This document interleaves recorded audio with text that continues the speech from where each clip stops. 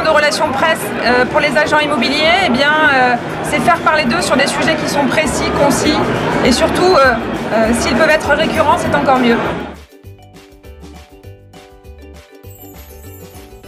Alors pour un agent immobilier, ça va plus être un moyen de faire croître sa notoriété et son influence, sa bonne influence.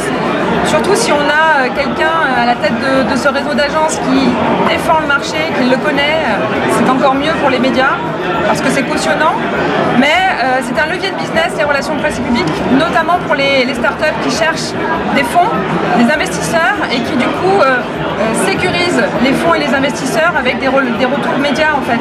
Plus les investisseurs et les fonds retrouvent les startups dans les médias sur des sujets de fond, plus ça les sécurise et plus ça termine de les convaincre que d'investir dans les startups.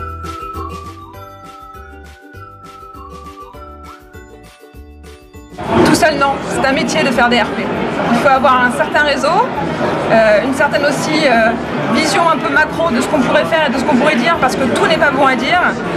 Et ensuite, il faut effectivement assurer une pérennité des prises de parole dans le temps et sur tous les médias. Ce serait d'être humble,